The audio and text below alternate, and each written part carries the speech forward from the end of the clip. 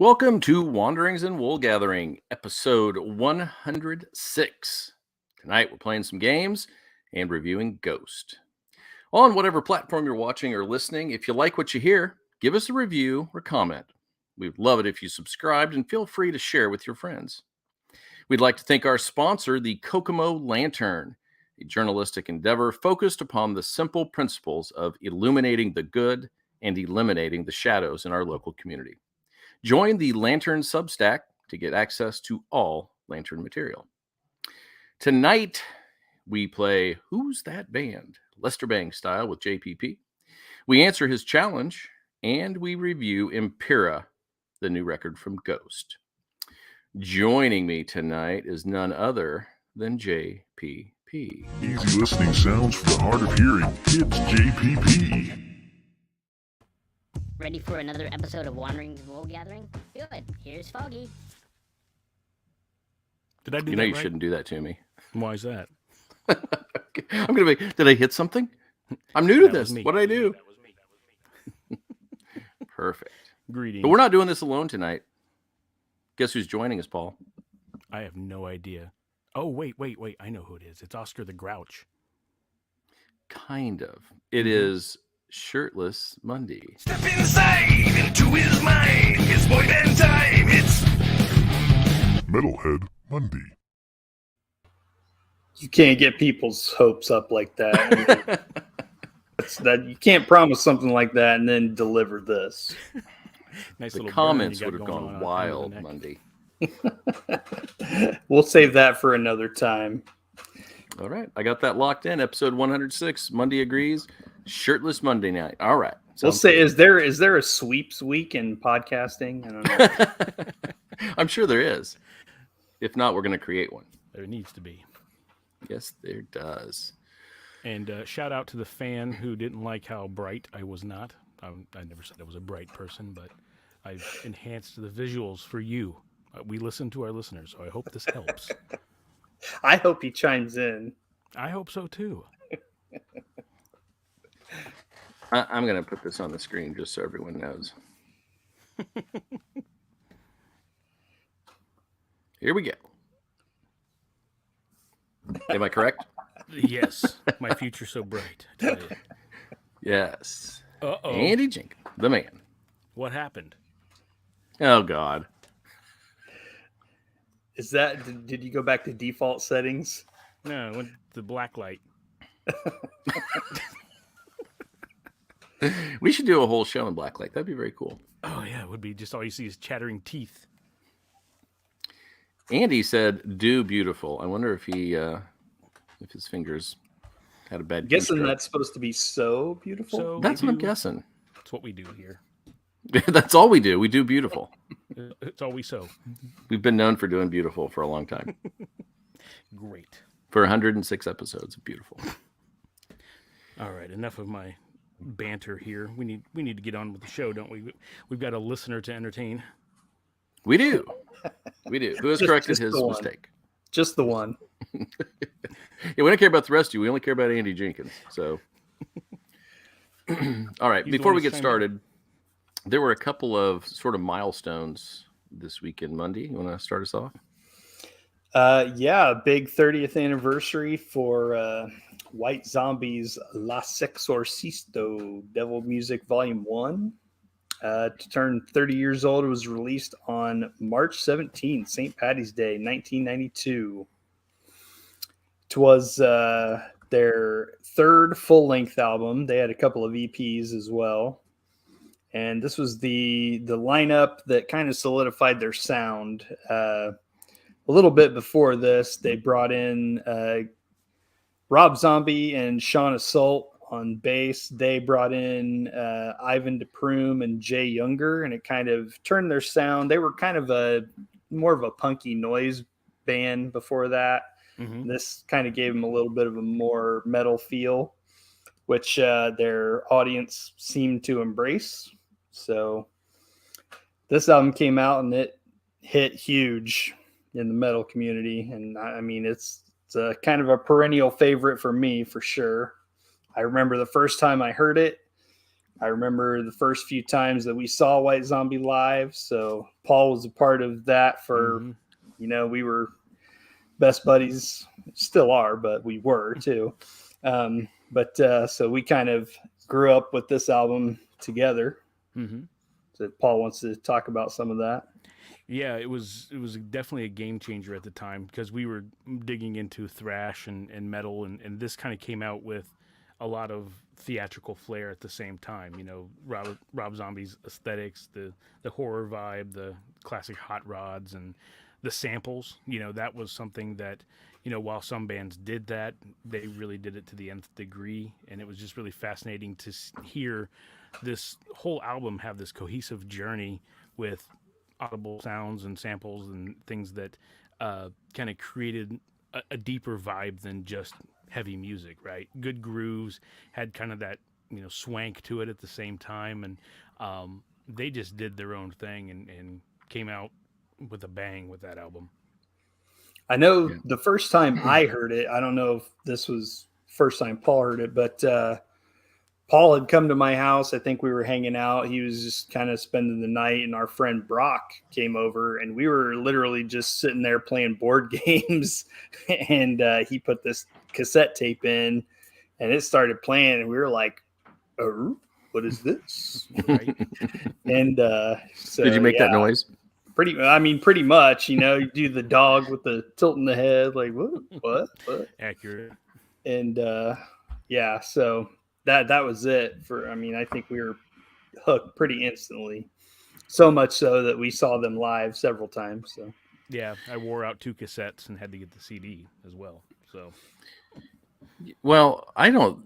It was definitely a metal record, but I think that one crossed over for so many people because I remember I was in Bloomington at the time in college, and no matter what people listened to. It was REM or Lemon Drops or whatever, everybody seemed to just gravitate to this record. So I think it crossed over to just about everyone. It was just so good. Yeah. The live shows, I think the first time we saw them was in 93. They opened for, I don't think they were the opener. They were like kind of direct support for Anthrax on the Sound of White Noise tour. Yep. And they killed it. To this day, I have to say, anytime I talk about Rob Zombie, I got to say he is not the best live singer. But I think he creates that problem for himself because what he does on records, the way he does the lines and they edit them together and all of that, like there's no way he can sing that stuff live. They overlay he's it. The man has to breathe. Yeah. Yeah. So... But and then we saw him, I want to say maybe 94 with Pantera.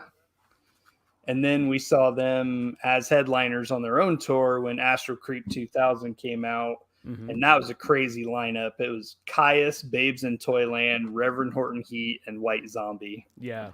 Like that's just crazy. Yeah, our minds were blown in a very diversified way that night. I remember the bass player from Caius fell off the stage. Yeah. And, Babes in Toyland, I never really followed them much, but that was certainly very cool to hear. They definitely put on a good set. And I know you were immediately blown away by Horton Heat as well. Oh, yeah. Yeah. And that was the first time. I think I had heard them, but that was the first time I'd seen them. Yeah. The part that blew my mind is the fact that they're a modest 3-piece band on that giant stage, one little baby amp for the rev, a small amp for the bass player, and the drum kit. I mean, it was a very tiny visual, but a huge sound nonetheless. Oh, yeah. It was very they are, to this day, that Reverend Horton Heat's one of the best live bands I've ever seen. Yeah, they're great. They're great. I don't know. One more thing on that show, Paul. I don't know if you remember. One of the guitar players in Babes in Toyland broke a string. Do you remember that? Vaguely. She broke a string, and they did not have a backup guitar for her. That's so right. they had to change. Ouch. They had to stop playing. And they changed the string. They were like telling like horrible dad jokes while she's changing this guitar string on stage. Yep. It was ridiculous. It's pretty funny. Yep. That's definite Spinal Tap moment. And And if I remember, because I remember they were with we saw White Zombie a handful of times, and I remember we saw them after high school as well. Deftones, Pantera, and I think White Zombie was on that tour as well. Yes. And that was cool because we were really up close in the Yes. pavilion at that set, and that was a good time. Was that at Deer Creek? Yep. It was. All of these shows were actually all three of them. Yep. Forever Deer Creek. Forever. Precisely. And then one other mention before we get started. Yesterday, I found on Twitter late at night that it was the 32nd anniversary of Pictures of You by The Cure. So we had to dig into that video last night because that's it's funny because every time I talk to Marianne about this, she always talks about how all of her friends hated it, said Disintegration was terrible, and then it kind of came back around and everybody fell in love with it because it was a little different. I loved it from song one, but I guess it took some people a while. But I think I would say most people would say it's probably their favorite Cure, if not second, maybe. I'm doing I came came to the Cure pose here just for the record. I came to the Cure much later. I did not love them when we were, I don't know, younger or whatever, and I totally, appreciate them now. I would love to see them live. I don't know if that will ever happen, but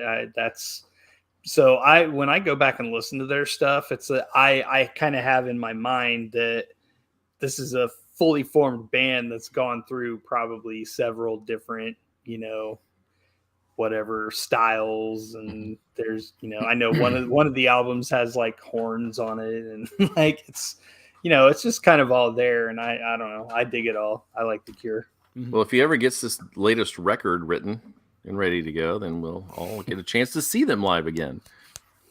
No pressure. No pressure. Well, yeah, he's feeling pressure from us.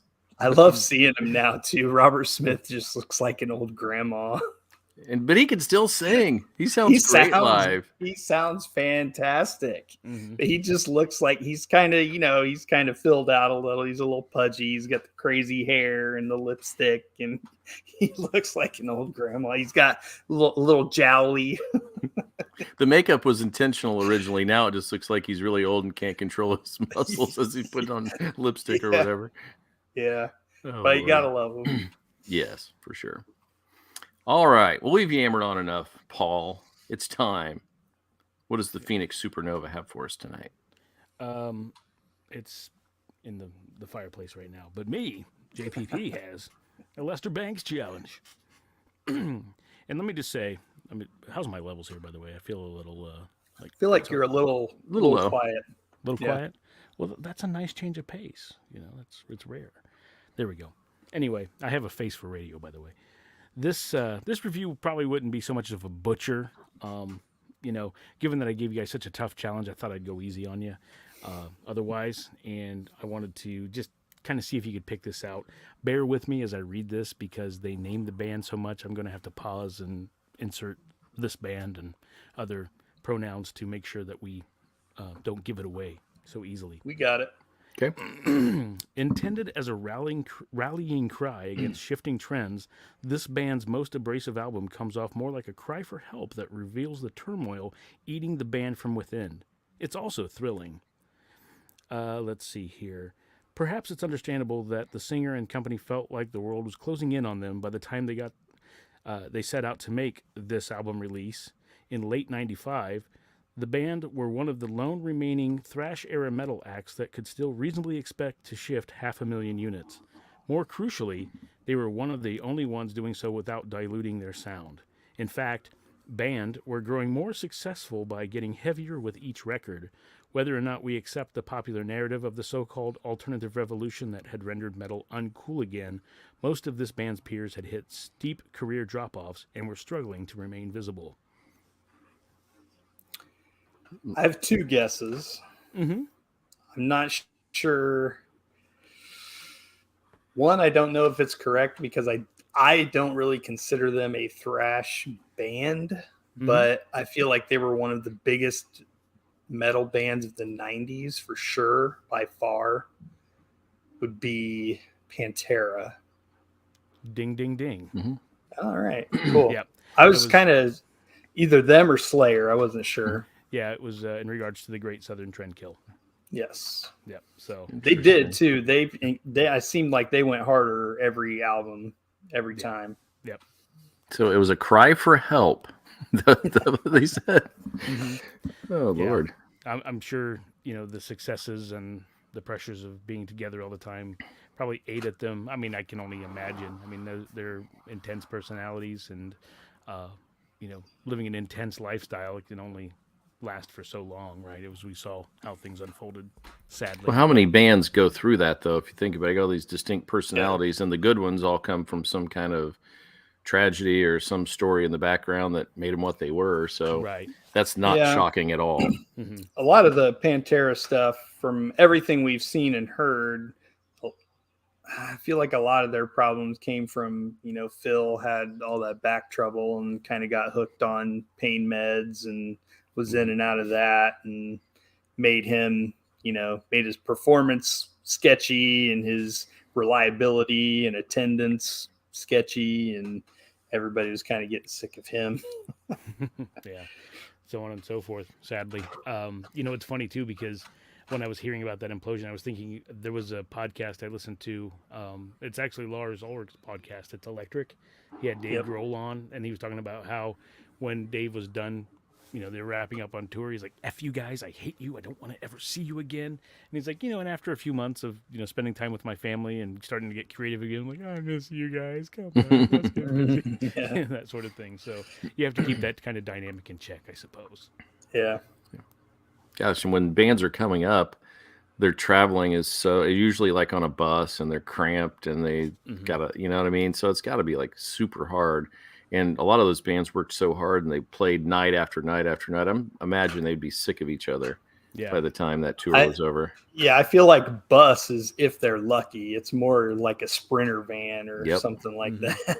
Well, did you listen to that Josta podcast with, I think it was the drummer from Madball or whatever band that Josta was in the past, and he was talking about how he wanted more family time to be a dad, and one of the, he was in Foggy, and one of the things he was saying too is like, look, this isn't glorious. We travel in these small vehicles cramped together, and then we shower either at truck stops or at gyms, and they just kind of make stops and make do with what they can. It's not, 4-star hotels and charcuterie boards or whatever else. Josta's got great stories.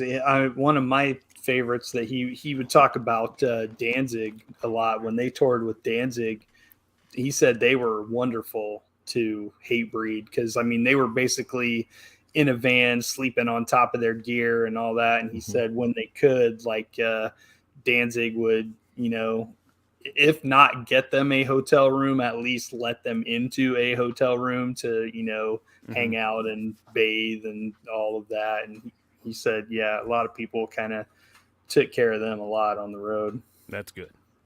Similar story to Rush and Kiss. Yep. Because Rush traveled in a teeny tiny little bus, and then they got a great relationship with Kiss, and Gene really liked him. So very similar.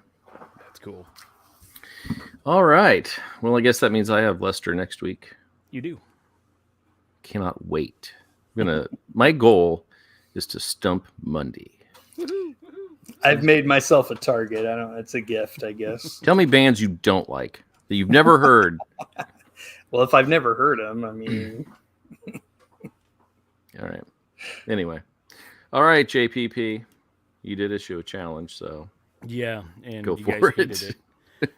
Hated it. But so the goal was to initially I was talking about how I found a video where a gentleman worked at a video store, like a Blockbuster, and he had the movie Jesus Christ Superstar playing, and he was listening to a Godflesh album, and by happenstance the music synced up with the scene perfectly, where people are jumping in the musical number, and it was in perfect rhythm, and it just gelled well. So I challenge you to come up with similar happy accidents, but really, if this is off the cuff, cool, whatever. I made it more difficult than it needed to be, but think of a song going over something, and contrasting it. One of the popular memes that comes to mind is Bruce Lee versus Chuck Norris, and they're starting to unrobe to fight, and they're playing Careless Whisper. Careless Whisper. Mm-hmm. That's a good one. So, if you have something like that, or a tune that would drastically change the way the scene felt, if it was heavy, make it light, whatever. If you've got it, cool. If not, if you're stumped, then I got it. okay. We'll see what Mundy has too. I had help. Cool. But it was hilarious. So in the Olympics, there used to be this thing called ski ballet. Have you seen it? Mm-hmm. Absolutely ridiculous. So the skis are slightly smaller than like a downhill ski or whatever. And they sort of dance and they do these silly little moves, and their snowsuits are like really tight.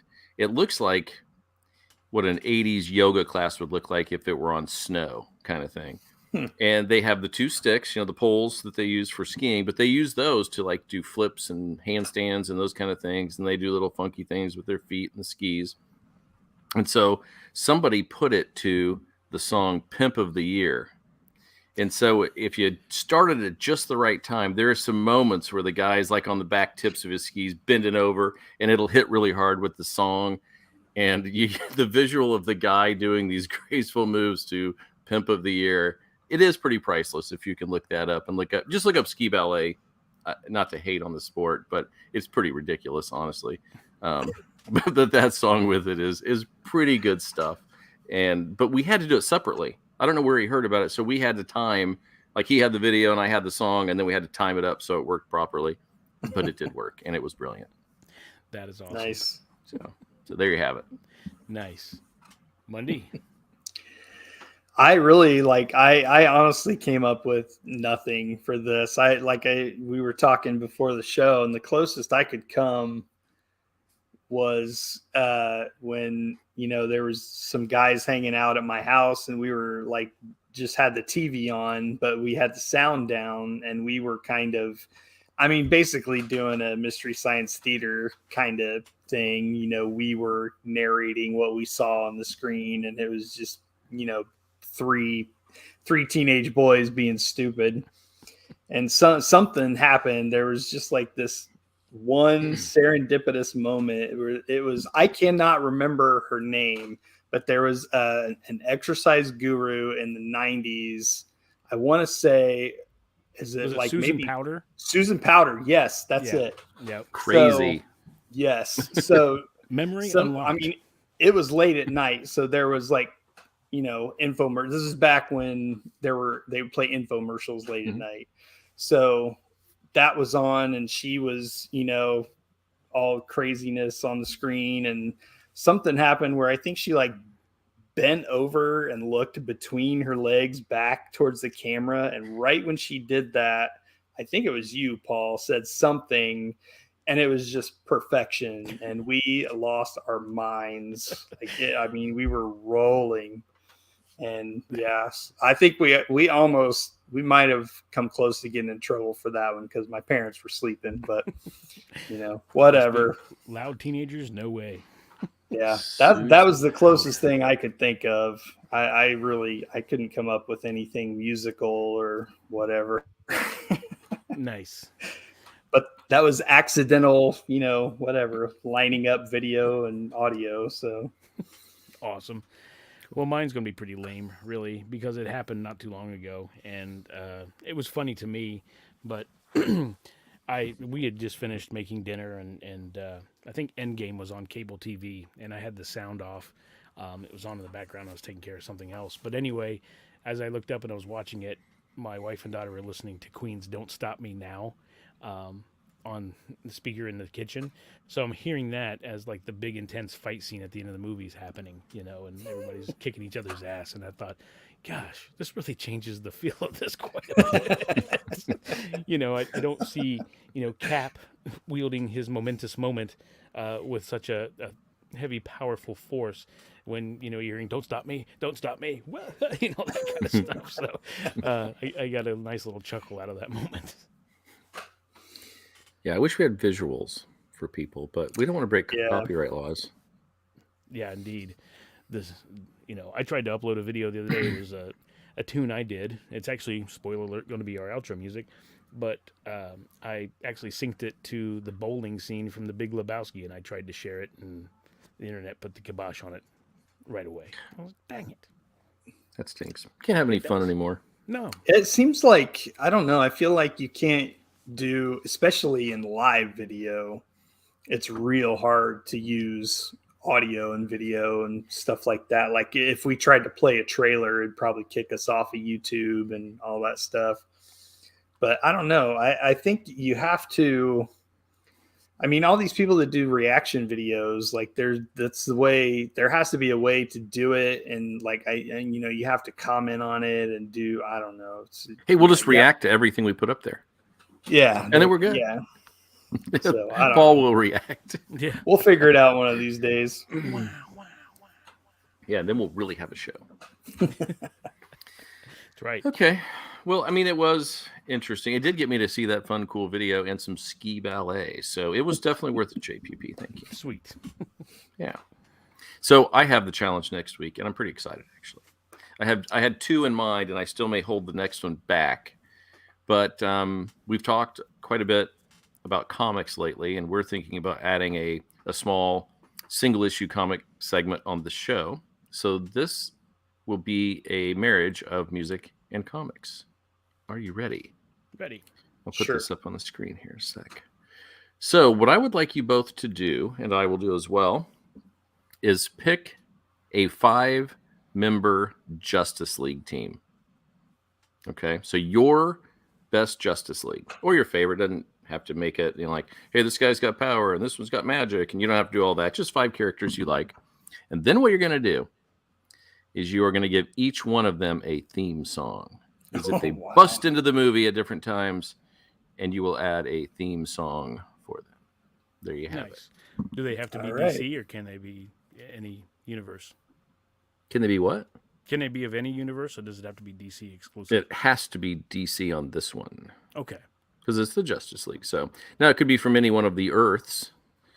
So, you know, if you wanted a different Superman or something from a different Earth, that's fine. But Okay. definitely has to be DC. Got it. All right. I say Challenge accepted. Boom. I like it. Love it. cool. Yeah, it should be fun, I think. Just coming up with songs for each person. So, all right. Here we are, guys. They just got a new album. It's called Impera. It's from Ghost. We love them. There it is. What do we think? What does Mundy think? I love the album cover. Their album covers are always cool, and they kind of, the last several, they've kind of used similar structures where they're, you know, do something that has Papa's face in it. There, it's pretty cool. Yeah. So I would say this is, upon first listen, I did not love a lot of it. The more I listened to it, the more a lot of it grew on me. I don't know if I would say this is one of my favorite Ghost albums, but definitely had some tracks, you know, some highlight tracks for me, and some other stuff that was interesting in spots, but maybe I didn't love the whole song. But overall, I mean, it's Ghost, and I like Ghost, so, you know, I didn't hate it. Well, I would agree with part. I definitely, the first time, so I'd already heard they had released, I think, Call Me Little Sunshine, and they had released Hunter's Moon yeah. Hunter's Moon was from Halloween Kills, so that had been out for a long time. Yeah, and then the 20s they did right before the album release. So I already heard those songs, so I was pretty excited about those. Then when I heard the record the first time, I'm kind of like you, Mundy. It was okay. It was a little different. I think I told you in a text maybe that was a little breezier. It wasn't nearly as biting. There aren't a lot of songs that really slam like some had in the past. But I think that's accurate. Yeah, I've listened probably 12 or 13 times now, and it has grown on me quite a bit, and it's super catchy. I mean, that guy can write a freaking catchy lick. There is no doubt. Tobias My- can write yeah. some hooks. Yeah. Yeah. And you just want to sing along, even though it's talking about some of the strangest things. It's like, I can't help it. I'm singing. So, but yeah, I ended up really, really digging this. JPP, what'd you think?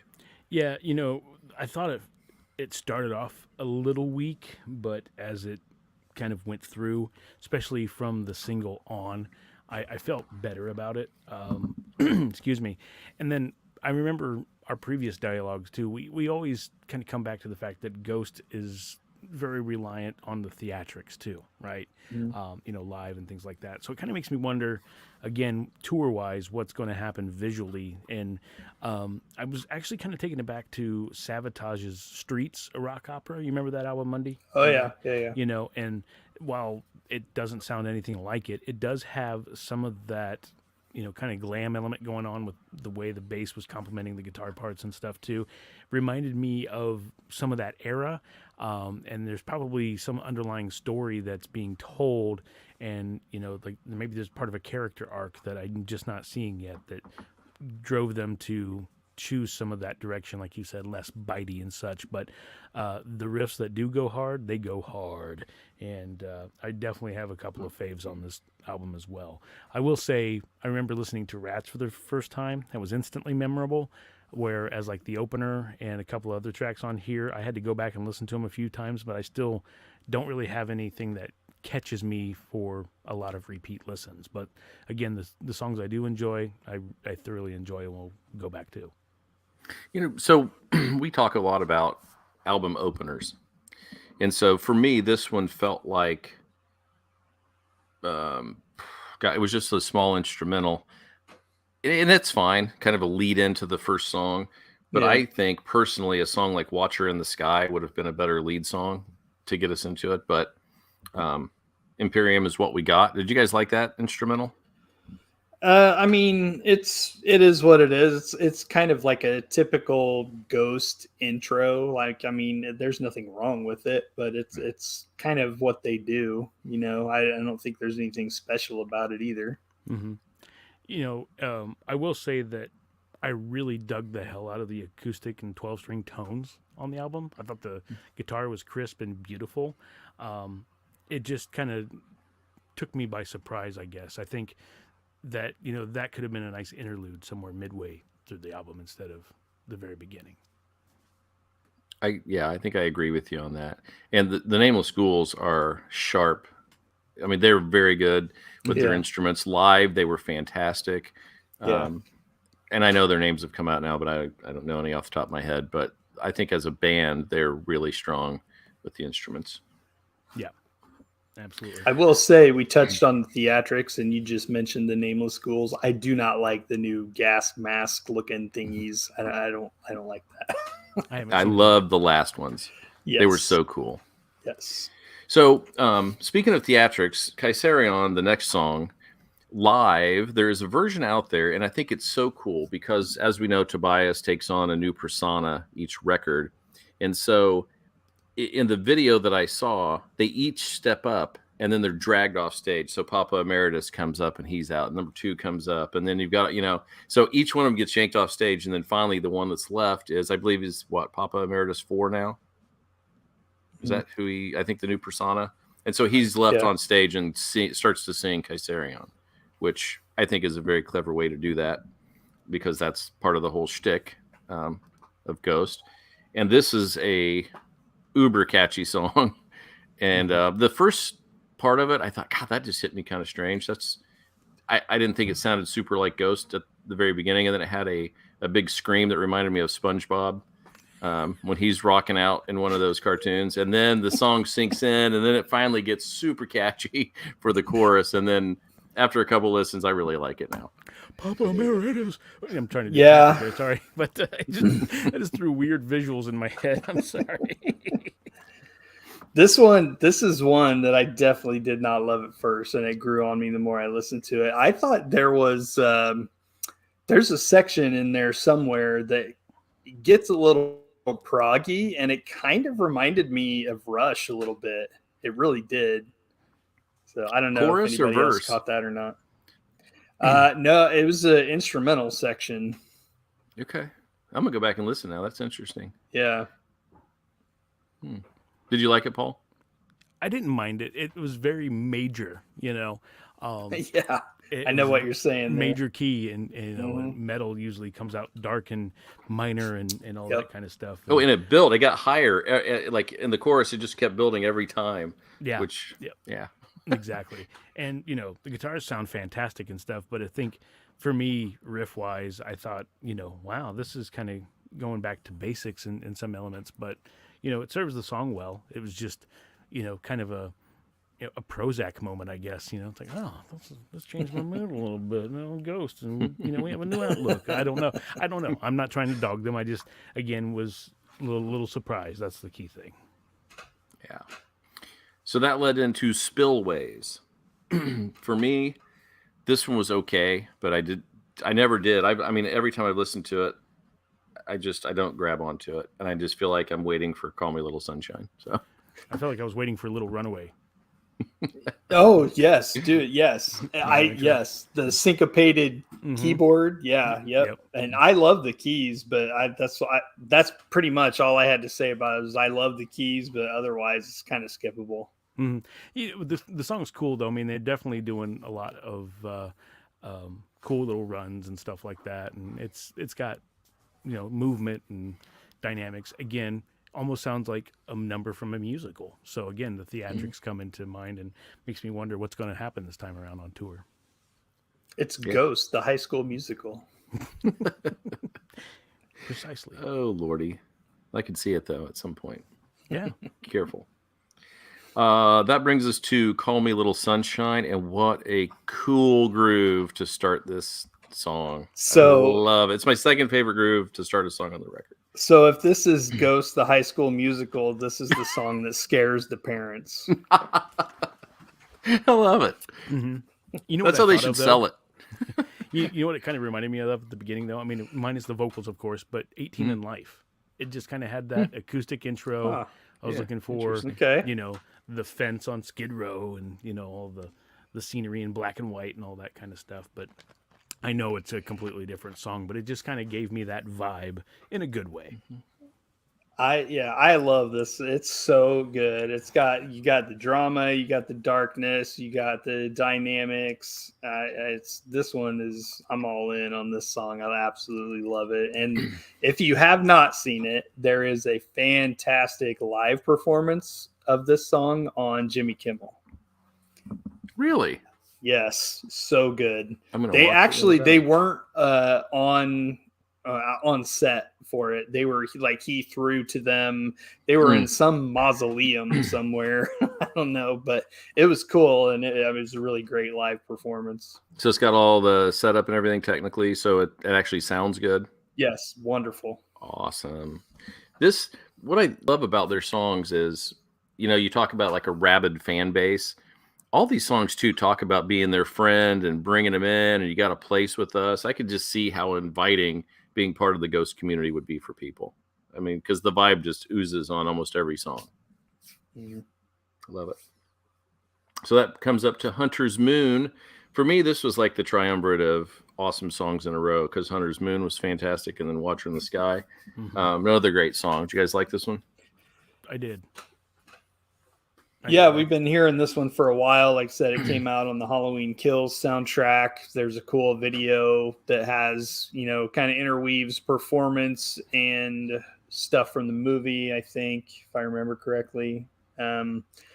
Really great structure on this song. I like the way they kind of put it together, and just fantastic guitar licks.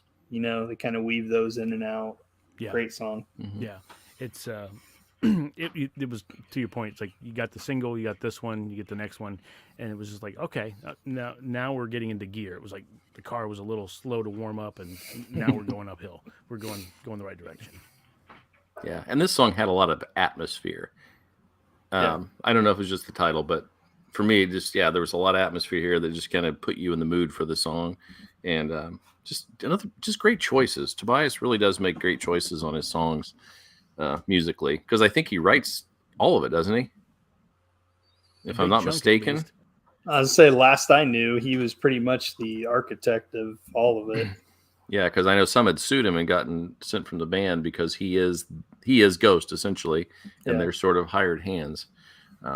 So yeah, he's fantastic. Okay, Watcher in the Sky. I really dug this one, and like I said, I think for me this would have been a great album opener because it's really rocking, but it's still not unradio friendly, so it's kind of catchy in that regard. But it's one of the harder songs on the record. Some monster riffs, big riffs on this one. Yeah, I really like the cool guitar parts, and then the vocals are real thick and chorusy and anthem like. Good harmonies. I mean, across the board, this album has great harmonies anyway, but this one really just was crafted well. That's what I'm trying to say. Yeah. Agreed. Then was Dominion, which was, I think, just the small interlude, right? Yep. Yeah. Which is what it is. Yeah, I mean, Ghost, they always do kind of the cool little interlude things, and this was just one of those, getting us from one song to the next. I wish that it would have had more saxophone because I really dug that on Prequel. So, yeah.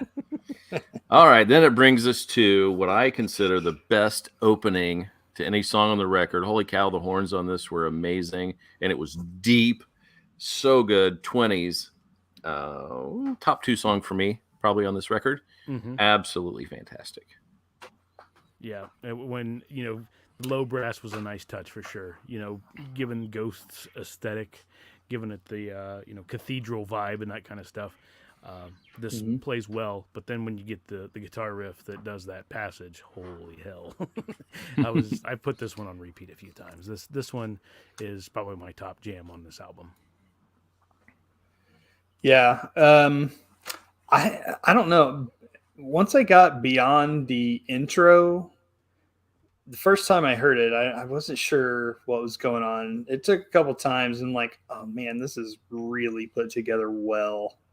And yes, the intro, the horns are outstanding, super sharp, and they just sound wonderful. And then I wish they could have found a way to blend that into the song, but it's just kind of like this intro stop guitar, and I was like, okay, kind of a hard shift, but the song works really well, and there's a lot of heavy riffs going on. The lyrics are a little silly, I feel like, and very repetitive. Yeah, but It's got a lot of call and response to it. Yeah, I can see how this would probably be a huge song live. It's, great. Oh, if they brought a song. horn section out, are you kidding me? Shit. Yeah. Right. Yep. Great song. I'm for with the you, crowd, Mundy. though. If How about that they bass did line?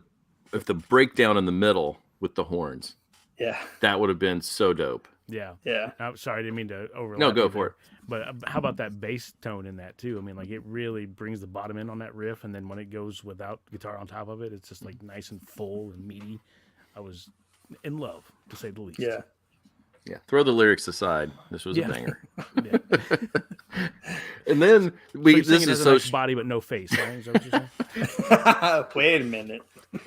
I love that they put 20s right before Darkness. It was like Ghost doing some power ballad from the 80s Exactly. on that one. Mm-hmm. That is exactly the note that I'm like, is this a ballad? What are we doing here? It totally was. And if he does it well. I mean, you may not like great. that sort of thing, but it's brilliant for what it does. It's catchy. It's beautiful. Oh. It's kind of haunting. But very cool. Love that kind of thing. I am a completely unashamed fan of hair metal, and I love that stuff. And I love I actually started working on a power ballad playlist a while ago. So, Will you share that next episode? sure. Awesome. Putting it on the list. Hair band ballad episode. But yeah, and the vocals on this one, "Darkness at the Heart of My Love," vocals were outstanding. Agreed. Is Beth on your list?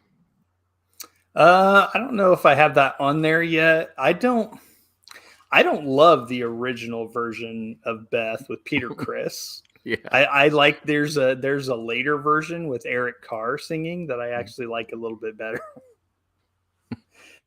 Okay. Yeah. We would play it for you, but we get sued, so forget Where does White Lion fall into this playlist? it. Oh, dude, are you kidding? Mike Tramp, man, Oh, that yeah. dude was born to sing ballads. And Vito Bratta, a killer guitar player. So, Oh yeah, and I learned from a friend that he actually wrote all of his intense riffs all on a classical guitar and then played electric after the fact. And if I understand correctly, he wasn't a big fan of electric much.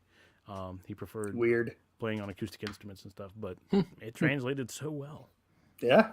So they weren't my fave band, but I definitely had some guilty pleasure moments with them. Well, I loved them. So Wait. Paul, you have not weighed in on Darkness. Did you like it? I loved Darkness. I really liked the kind of the arpeggiated motion of the 12-string sound, and I kind of struggled to try. I mean, it sounds like a guitar, but it could also almost be a keyboard the way how clean it's played too. But it just has a nice glassy tone, and all of that again with that whole aesthetic that I keep talking about. It just gives me that marble cathedral stained glass windows, all of that just plays very well in my head visually with the sounds that they choose for this album and this song in particular. I think it's a fantastic tune. Good. All right, final 3 songs. We are up to Griftwood. I didn't have a lot on this one, honestly. It's super catchy. It's almost the structure and the feel of it is kind of poppy a little bit. The vocals are fantastic. This song really dug its hooks into me. This was one of the highlights for me. I like this one a lot. Kind of has a slower "Ain't Talking About Love" vibe with the kind of muted guitar part, but it definitely has that throwback to the classic '80s hard rock type of vibe. Yeah. For sure. Don't you feel like a lot of this record is a throwback in so many ways? I mean, it took Kind of. what happened in the past and really kind of made it new, but really highlighted what was awesome about that era we loved. Yeah. Well, that's why I say this one, I said poppy, but what I meant, I guess, more would be like radio rock, more like the hairband stuff that was, that I could see this being played and not being too out of place back then. There. I got Yeah. my bangs going here. You got your mall bangs. Yeah. Get the Aquanet. They didn't have Claire's when we were kids. Come on. All right. Well, maybe you guys did. All right. The Gramps. penultimate song was Bite of Passage. How clever. All 31 seconds of it. Yeah. You're right. Yeah. All it right. was, just a little interlude, nothing. Yep. Nothing much, and no, it wasn't a snore, but they kind of like the Tool record. They filled it with a lot of little fillers and called it a full album. Maybe that's why they started with Imperium, because they have 3 fillers. So perhaps that's, I don't know. And then the last song is my favorite title. Yes, that's exactly what I was going to say. Respite on the Spittle Fields. That's I love it. It is so good. And it's a nice album closer too. I mean, it's catchy. It kind of does a lot what the rest of them do and just rides it right out. I liked it. Yeah, I didn't love this song per se. I have a feeling if I listen to it more and more, I'll like it more, but it didn't grab me right away. Of the tracks on this album, this is probably the best closer choice. Agreed. Agree. Yeah, I mean it's certainly very interesting.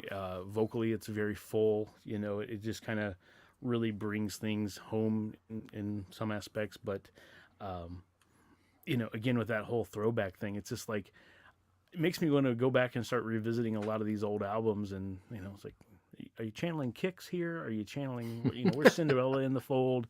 That kind of thing. But I just feel like it's good. It's fun. It just took me completely by surprise this time around. Yeah. Well, that was the last song on there. So let's rate it. Will we listen? The whole shebang. JPP, hit it. 3.5 out of 5. It started weak, like I said. After the single, it started to pick up steam, and Many elements I do enjoy. I definitely have a couple tracks I'll revisit and a couple that I'll certainly hit skip on going forward. But not terrible. Maybe I'm just not in the right mood for Ghost right now. But overall, I'd say I enjoyed it. But there's some pieces that missed the mark for me this time around. But it's their album; they can do what they wanna. And he will. I would give it 4.25. I really like it. I like them. I just so buy into the whole shtick of it. The whole concept is just brilliant. Everything, the music. I know some people will probably listen to it and hate his voice. It's a little higher, a little whinier at times, maybe. And it does kind of harken back to the 80s. And if you didn't like that, you're not going to like this sound necessarily. But I just dare anybody not to sing along with some of these songs. They're just so freaking catchy. He's so talented. The band members are fantastic. I love absolutely everything about it. And I will listen again. Plenty of times, actually. And a solid 4.25 for me. Very cool. Mundy? I feel like I'll meet you guys in the middle. I gave it a 4 out of 5. Like I said before, it's not my favorite Ghost album by far, but it's a Ghost album and I love Ghost. So it's not all bad. I feel like they're kind of a polarizing band. Like, you're talking about that. People kind of love or hate his voice and the whole, shticky thing and whatever. I love it. It's fun. We saw him live. Steve, you and I saw him live. I mean, they're fantastic. They're an amazing band. He surrounds himself with wonderful musicians, and man, can they perform. And on this one, that chunk, that 4, 5, 6 tracks were probably the best for me. And then there was a couple of other standouts, but I will definitely be returning to this. And it's already grown on me the more I've listened to it, and I feel like it probably will continue to do that. Cool. Maybe I'll put together a Ghost playlist for a future episode. There you go. I said maybe because then I'm not accountable. That's perfect. All right. Well, that was fun. I love it when it's rough when you review a record and you don't like it, so I'm happy we all got something out of it. And I think next week we're going to get something out of that too, because what do we have coming up, Mr. Mundy? Well, one of my favorites, Stabbing Westward. They were a staple of the 90s industrial scene. I just can't say how much I love Stabbing Westward. Christopher Hall is one of my absolute favorite frontmen. I love the emotion he can bring through in his voice. They have a new one out, which is their first full-length album since 2001. Wow. It is called Chasing Ghosts, and it is out right now. So go find it and listen along, and we will talk about it 1 week from today. Now, some of the songs were on the previous EP, right? I think so. Yeah. Yeah, Okay. I think so. So awesome. I was going to say how fitting that, we reviewed Ghost and then we're chasing ghosts with this release. There you go. I'll see myself out. It's too dark. We can't see you. Fair Right, Andy? Oh. JPP. Yes. If people dig you and your darkness, where can they find you? They can find me on the internet. You can find me at the Phoenix Supernova on Instagram. You can find me under Just Plain Paul on Instagram and at justplainpaul.com. You don't have to write trying to get rid .com of that the many more echo. times. I like it. Whoa. I have it under control now. Hey, Mundy, where can we find you? You can find me on Instagram at Metalhead Mundy, Mundy. Why? Because we like him. Write that down, people. It's right there on your screen. That's right. And you can find me at Foggy's Pal on Instagram and Twitter. And you can find Wanderings and Wool Gathering on YouTube, Apple Music, Spotify, the Kokomo Lantern, Stitcher, Castbox, and SoundCloud. If you like what you hear, give us a review and subscribe. Seriously, give us a review. We need to know things from people other than Andy Jenkins. For music, movies, and comic reviews, head over to wanderingsandwoolgathering.com. So we will see you next week when we tackle Stabbing Westward and we play my challenge. And are we starting comics next week or a week after? What are we doing? Do we have one we can start on? If we're doing, are we going to go with Sandman? I mean, I can start that anytime. I got all that stuff. So we just got to figure out the logistics and we can start that whenever we want. We will talk off air because this will be boring. But I think Sandman would be awesome for us, especially leading up to the TV show in June, I believe. Oh, yeah. So we don't want to have game. everybody here for the BTS stuff. I thought that, people normally pay for extra stuff like that. Oh my gosh, are we going to get OnlyFans? Oh, Holy cow! boy. I'm starting an OnlyFans Fine. account. We're going to... That's Mundy's. Why are you stealing his thing? Well, you need Dang, to brighten Paul. your My hair. Let me thing. take my shirt Hey, off. Not Hey, my don't worry, thing. Mundy. Nobody can see him anyway. It's too dark.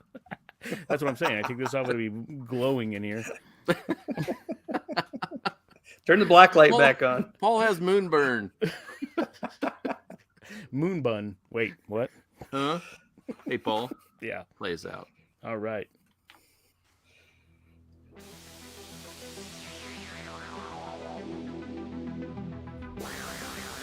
Doing, doing, doing.